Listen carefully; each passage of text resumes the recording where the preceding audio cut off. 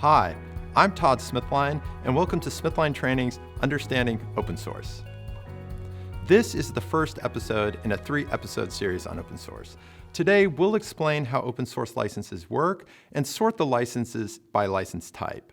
In episode 2, we'll teach you how to create an open source policy for your company. And in episode 3, we'll talk about things to consider if you want to contribute to a third-party open source project or even release a project of your own. Now, a quick disclaimer. Smithline Training LLC is not a law firm. And while we will be talking about legal topics today, we will not be providing legal advice. Likewise, when you participate in one of our programs, no attorney-client privilege is created. And as always, if you have particular legal questions, you should consult with an attorney.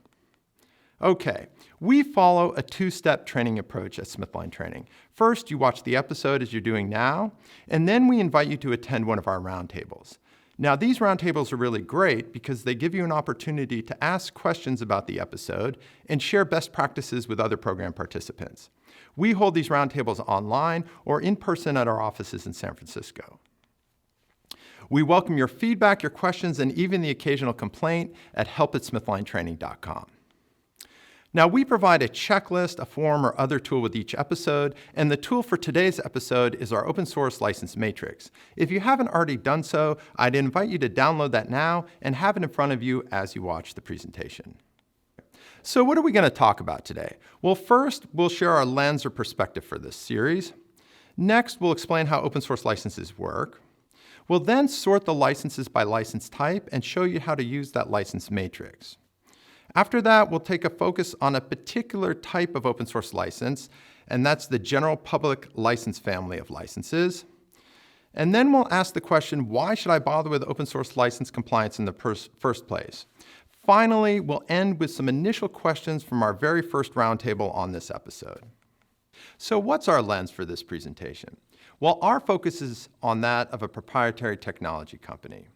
And today's episode, and frankly this whole series, is geared towards use of open source by a proprietary software, SaaS, consumer device, or internet company. And this type of company will typically use open source in one of 3 ways. First, they'll use open source internally in a back office or development environment.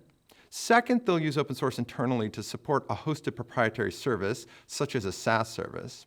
And third, they may use open source externally by taking open source, incorporating it into a toolbar, a widget, or other application, and then distributing that to their customers or other users. So those 3 use cases will be our main focus for today's episode.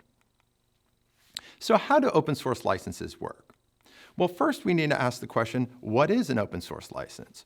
And we define an open source license as a license under which software source code is made available on the internet for free under terms that typically allow use, modification, and distribution, provided that you comply with the stated license terms. BSD, MIT, Apache, and GPL are all examples of open source licenses. So let's break that down for a minute. I said it was free source code, and the word source here is important. Source code is the form of code which is most easily read and modified, and that has some important implications for how the licenses read and for your obligations under the licenses. Secondly, it's code that you can use or copy, and we have the word copy in parentheticals here. Some of the licenses use copyright terminology, some don't, but we'll use the phrase use and copy interchangeably. Modify or distribute the code, provided that you comply with the stated license terms. So in other words, an open source license is really a conditional agreement granting you certain rights, provided you comply with the stated terms. So what triggers your obligation to comply with an open source license? Well, the answer to that is distribution.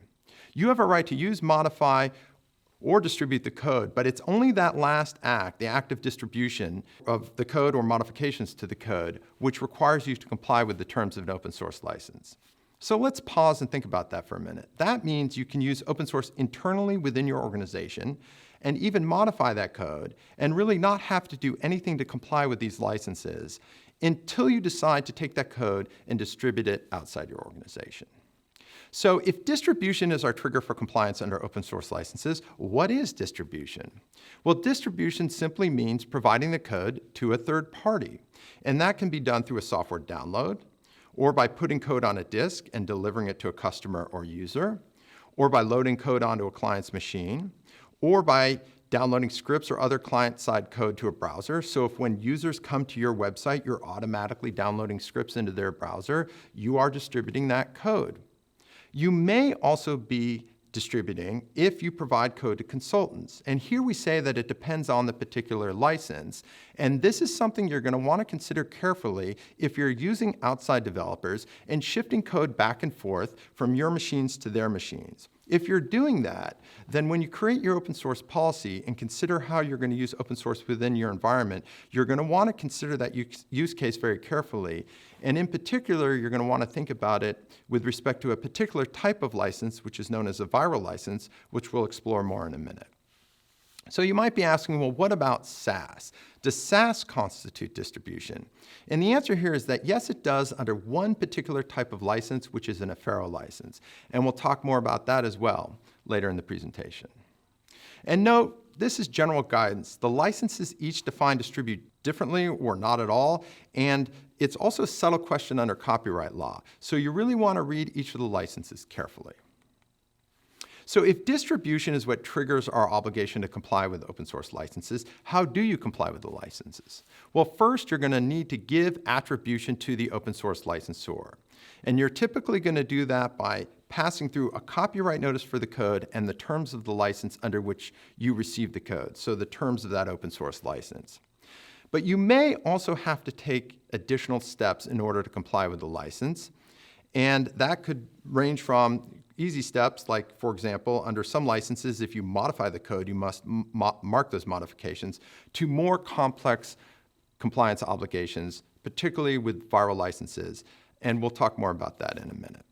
So what would this open source attribution look like? Well, here you see an example for a hypothetical company called Service HR, and we are showing you what their attributions page might look like. They're explaining to their users that they've incorporated open source into their product. They are then listing the copyright for that product, and they've set forth the license terms. And we'll talk a lot more about compliance and how you create open source attribution pages in our second episode on creating an open source policy.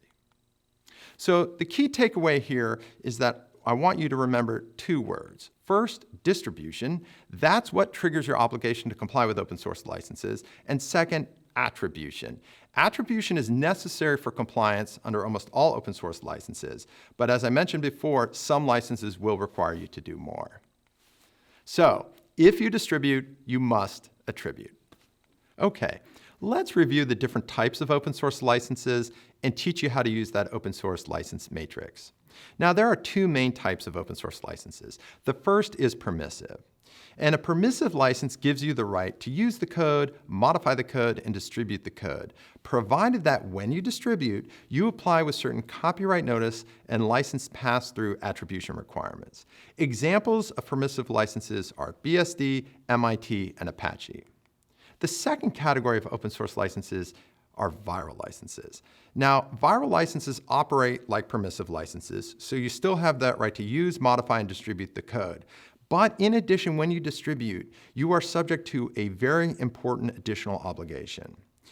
And that obligation is that you may be required to release in source code form, under the terms of the license, any modifications you made to that open source code, and that's called a viral light license, or any of your own code which you combined with the open source code and then distributed together. And that's called a highly viral license. Now, this ability of a license to try to reach code that you wrote yourself, either modifications or code you combined with the open source code and then distributed, is what is known as its viral reach.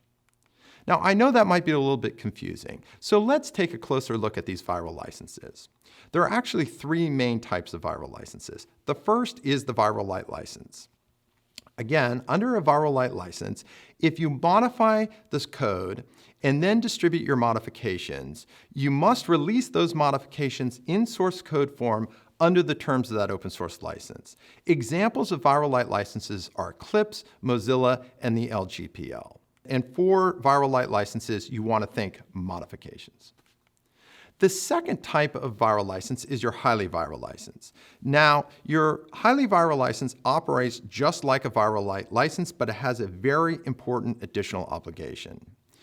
And that obligation is that if you combine code licensed under a highly viral license with your own code and then distribute the combination, you may be required to release your own code under the terms of the license. So again, a highly viral license operates like a viral light license. You still have that same obligation to release under the terms of the license any modifications you make to the licensed code, but you may also be required to release any code you combined with the licensed code, whether modified or not, and then distribute. And that's the distinction between a highly viral license and a viral light license, and that's why we say for highly viral licenses, think combinations. And what do we mean by combination? Well, that's an interesting question. Unfortunately, there are really no clear answers under the licenses themselves. They use vague and confusing terminology. And it's also hard to match the language used in the licenses with the corresponding concepts under copyright law. And even when you can make those connections, the answer is still not always clear. So we say use extreme caution if you're considering using a highly viral code in any application in which you're distributing.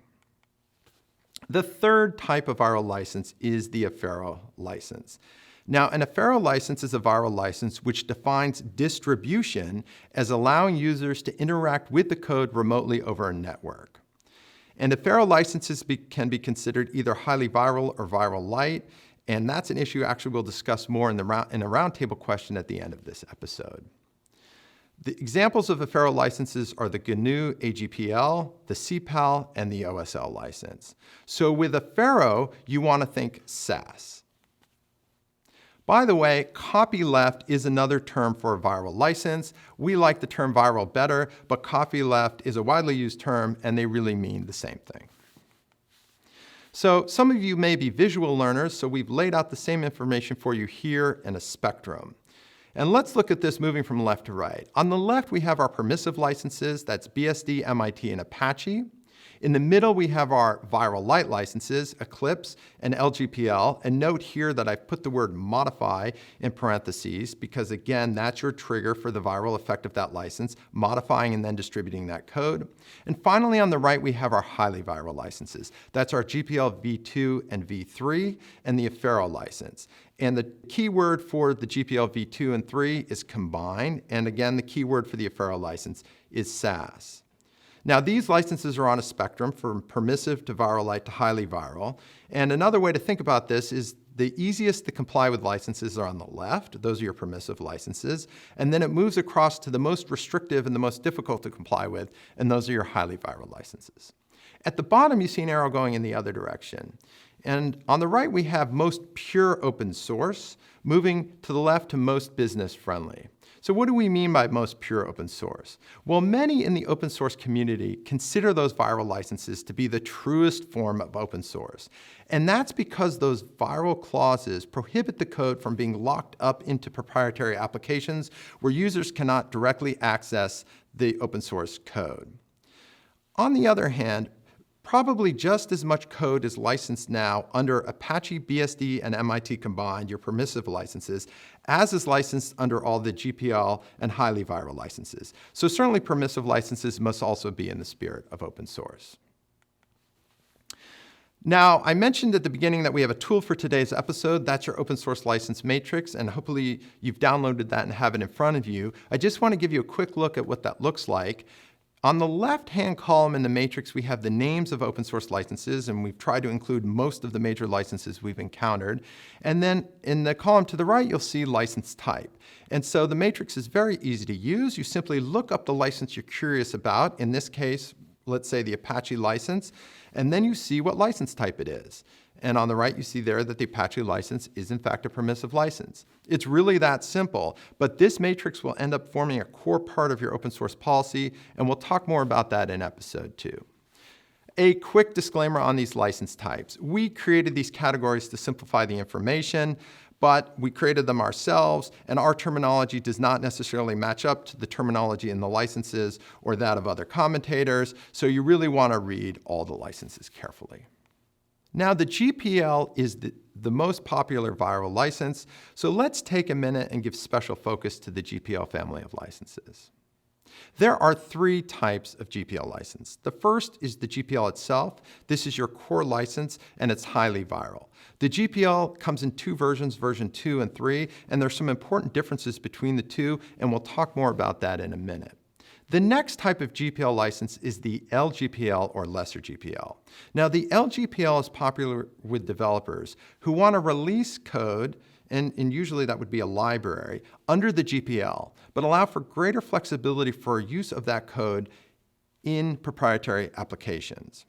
Now, the way the LGPL works is that you are allowed to link to unmodified LGPL code and put that in your application and distribute the combination without the viral effect, provided that you comply with some very detailed obligations. And primary among those obligations is the requirement that your users be able to open up your program, access the LGPL code directly, modify that LGPL code, and then continue to run your program with those modifications. If you're both willing and able to do this, then you may be able to use LGPL code without it having a viral effect. So we note here that the LGPL is viral light. And in addition to the special attribute, which I just described, which allows you to redistribute unmodified LGPL code without the viral effect, the license otherwise operates just like any other viral light license. The third kind of GPL license is the Affero GPL. And as I mentioned before, the Affero defines interacting with code over a network to be distribution. And so this is the license that you need to be most careful about if you are providing a SaaS service to your users. Now, we say here that the Affero GPL is either highly viral or viral light, and that's because different people have different interpretations of how to read this license, and we'll talk more about that in the end, as it's one of the questions in our first roundtable. So now let's look at some specific issues under GPL v3. As I mentioned before, there were some important differences between v2 of the GPL, which was released in 1991, and version 3 of the GPL, which was released in 2007. Now, the open source community and the proprietary software community both had a lot of time to try to understand what this license meant in that period. And one of the things the Free Software Foundation, the drafters of the GPL, did when they released version 3 was to try to clarify some of the questions that had arisen under version 2.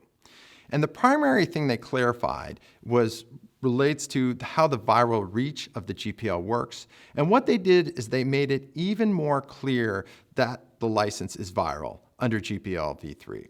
And the way they did this is through the definition of something called corresponding source. Now, corresponding source is the code you are required to release back out under the GPL in the event that you are combining GPL code with your product and then distributing your product. And corresponding source is now defined to include shared libraries and dynamically linked subprograms the work is specifically designed to require. And the relevance of that language, and in particularly the relevance of that dynamically linked language, is that under version 2, there had been theories, none of which were ever tested in court, but there had been theories that certain types of links, and in particular dynamic links, between your code and the GPL code would help keep you out of the viral reach of the GPL. And as I mentioned, the drafters of the Free Software Foundation really made clear when they released version 3 that it doesn't matter how you link your code to the GPL code. If you're combining your code with the GPL code and then distributing the combination, at least from the perspectives of the drafters of the GPL, that puts you within the viral reach of the license. Another important difference between GPL v2 and GPL v3 is that we now get an express patent license grant. There had been no express patent license grant in v2, and the Free Software Foundation introduced that in v3. What you need to know about these patent obligations is that they apply to mere conveyors. Now, a conveyor under GPL v3 is any party who redistributes GPL code. That means even if you don't modify the code, even if you just take the code and pass it along to a customer or a user, you are now agreeing to certain very important obligations regarding your own patent rights. And those obligations are first a covenant not to sue under your rights, and secondly, you agree not to enter into or even benefit from patent licenses which everybody who's using the code does not share. So the important point here is that if you're considering conveying, distributing GPL v3 code, you need to think very carefully about the patent obligations in that license. The third thing we want to note about GPL v3 is that it requires phones, cameras, or other updatable devices to be unlockable. The idea here is that users of the phone should be able to access the underlying source code and change that source code on the phone if any of that code is GPL v3 licensed. And finally, GPL v3 code is not allowed on any system protected by encryption or DRM. So what's the bottom line on GPL code? Well, we think that GPL v2 and GPL v3 code are really not compatible with incorporation into proprietary products which you distribute. It's not the intent of the licenses, it's not what the licenses say, and we have no court decisions telling us anything to the contrary. And that's US published decisions that we're aware of. But the bottom line here is that GPL v2 and GPL v3 code, your highly viral code, is just not compatible with incorporation into proprietary products or services that you then distribute. Now, what about the LGPL? Well, on the LGPL, we would suggest you use extreme care if you're incorporating LGPL code into an app which you're distributing. As I mentioned before, there are those very detailed requirements that you must follow in order to avoid the viral reach of the license. So if you are redistributing LGPL code, you want to review the license and review how you've implemented the code in your product very carefully. And finally, on Affero, we'd recommend you keep Affero out of any internal environment that you use to support your SaaS service, and likewise, of course, out of any app that you're distributing. And code tends to move around within a company. Sometimes code which is being used internally moves into a stack which is supporting, let's say, a SaaS service, and even that SaaS code might find its way into applications over time. So if you're going to consider using Affero code within your environment, you want to be very careful as well. So we've talked about how open source licenses work. We've divided them by license type. We've talked about what you need to do to comply with open source licenses if you're distributing the code. But you might still be asking yourself, do I really need to bother with compliance with these licenses? And we think the answer is absolutely yes. And the first reason is that failure to comply with these licenses is copyright infringement. I mean, it's important to remember that open source software is software, and software is protectable by copyright. So if you're going to make copies or use the software, or modify the software, or distribute the software, you need permission from the copyright holder to do that, and the way you get the permission is through that open source license. So you might be asking, are these licenses enforceable? And the answer is yes, they are. And we know this because in 2008, the Federal Circuit Court of Appeals, in a case called Jacobson versus Katzer, held that failure to give attribution under an open source license violates a condition of the license, and therefore distribution of that code without the attribution was in fact copyright infringement. We also know that the licenses are enforced. In fact, major manufacturers of routers and mobile phones, SaaS companies, and of course, software vendors have all been sued for failure to comply with the terms of the GPL. And copyright infringement can be quite costly. The remedies include damages, of course, but also, and perhaps more importantly in this context, an injunction. So if you're redistributing open source code and you're found to be in violation of that license, then you may be enjoined from distributing your own product, the product that incorporates that code. And it's also important to note, while we've been talking a lot about copyright, that of course patent claims can also be infringed by using software or distributing software, and certainly you can be sued for patent infringement if you are distributing open source code in violation of the open source license. The second reason to bother with compliance with open source licenses is that your customers care about this. Enterprise customers are particularly sensitive to the issue of open source, and they are really at this point demanding complete visibility into the code that software vendors are providing to them. And of course, that scrutiny only goes up in a context where your customer is redistributing the code themselves. The third reason to bother with compliance is that it can hurt your exit. Acquirers are also very sensitive to open source issues. And in fact, open source problems can become a board level issue in the acquisition context. So if you think you may be headed towards an acquisition or an IPO or any other scenario where somebody else is going to be coming in and doing diligence on your code, you're going to want to have a very good story about open source, and you're going to want to be in compliance with all of those licenses. And I should note there that there's really zero appetite in that context for GPL if you have a proprietary application that you've been distributing and you're trying to sell your company. The final reason to comply with these licenses is that it's simply the right thing to do. You're getting beneficial use of code for free, and all the party who wrote the code is asking is that you comply with the terms of these licenses. So the final and last and perhaps most important reason to comply with open source licenses is that it's the right thing to do. Now, I mentioned that we hold roundtables where you can ask questions and share best practices about these episodes, and we've already started holding roundtables for this episode. So I wanted to share with you a quick look at some of the questions we've received. The first was, what about patent rights? So we talk a lot about copyright issues under these licenses, but how do these licenses deal with patent issues? And the answer here is that it depends on the particular license. In terms of permissive licenses, you do get an express patent license under Apache 2.0, and many commentators think it's implied for the other licenses. In terms of the viral licenses, under the viral light licenses, both Eclipse and Mozilla have express patent licenses. In terms of the highly viral license, as I mentioned before, there was no express patent license grant under GPL v2, but there is one now under v3. Now note that when you receive an express patent license under an open source license, it is almost always coupled with defensive termination, meaning that if you choose to sue the party who provided you the code for patent infringement, your license to that code is terminated. The second question we received is, what about the Affero GPL? What did we mean by the fact that it could have been viral light or highly viral?